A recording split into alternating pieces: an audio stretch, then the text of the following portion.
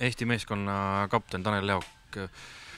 Sina oled kõige suuremate kogemustega rahvuskoondislane, et oskad sa öelda, et kui tugev on tänavune Eesti koondis? Eesti koondis on väga hea, et väga ühtlane, üldiselt tugev, rada on sobilik meile, kõik peaks olema päris hea ja fännid ja kõik, kes sinna tulevad, see peaks meid aitama päris palju. Keegumsi puhul on tegemist, võib öelda eestlaste pooledi kodurajaga välismaal, et on see väga suur eelis meie tiimile? Eks natukene on, aga eks seal on juba MM olnud ja kõigil on see rada juba tuttav, et nii suur eelis ei ole, et võib-olla kui esimest aastat seal korraga oleks mingi võistlus toimunud, aga ma arvan, väike eelis ikka on, et kodunt saad minna lähedal, ei pea pikalt reisima, kõik sellised väiksed asjad ikka mänginud rolli kogu aeg.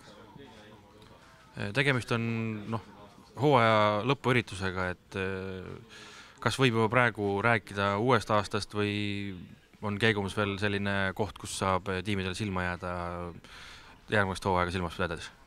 Eks saab ikka silma jääda, et eks mul veel järgmise aasta asjad on lahtised, et Keegumus kindlasti saab silma jääda, et kui sa ikka kõvasti sõidad, kõik viskavad pilgu peale, aga Rahvusross on ikkagi nii suur üritus, et varased aastad on näidanud, et 60 000 pealtvaatajat ikka tuleb vaatama, et see on päris kõva kross üritus.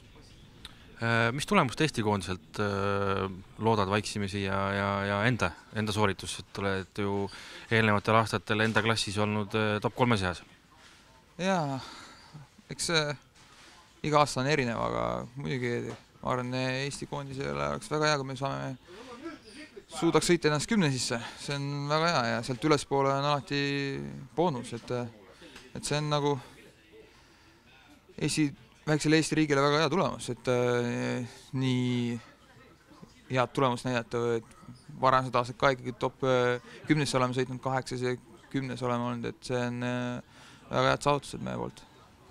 Aga eesmärk endale? No anda ennast parim ja meeskonnale tuua vähim punkte. Et seal punktisüsteem on teistmoodi, mida vähem punkte sa skoorid, seda parem on, et kui ma suudaks olla 1-1, see jääks ideaalne, aga eks näis, kus läheb. Hooaega võib päris hästi rahule jääda. Inglismaa meistrivõistluste arvestuses lõpetasin 5. kohaga ja kuigi viimane etapp ei läinud küll plaanipäraselt, aga mis seal ikka, see oli ka kõige keerulisem rada eestlaste jaoks, et oli suured langused ja tõusud ja kõva pinnas, aga tiim jäi rahule ja ise jäin ka 5. kohaga rahule kokkuvõttes. Rääkis, et rada on harjumatu, Keegumus peaks olema teie jaoks tunduvalt parem? Ja kindlasti, et niisugust rada peal me oleme siin Eestis üles kasvanud ja palju on võisteldud ja samuti on mul head mälestused 10 aastat tagasi, kui ma junioride Euroopa võitsin hõbemedali, et selles mõttes, et olen valmis. Hooaeg on põhimõtteliselt läbi, aga tegemist on ühe tähtsama võistlusega, et kas loodad Keegum siis mõnele tiimile silma jääda? Selles mõttes mul nagu eesmärk ei ole seatud, et kellelgi silma, et mul on järgmise aastaks plaanid tehtud, et varsti saan ka välja öelda, aga lihtsalt lähme sinna ja teeme võimalikult hästi, et selles mõttes, et me teame, et pinged on suured, et palju Eesti rahvast tuleb vaatama ja kaasa elama ja loodetakse head tulemust, et me teeme kõik selleks, et anname ennast parima. Saladusloori natuke kergitades, kas mootorratas jääb järgmiseks aastaks roheliseks?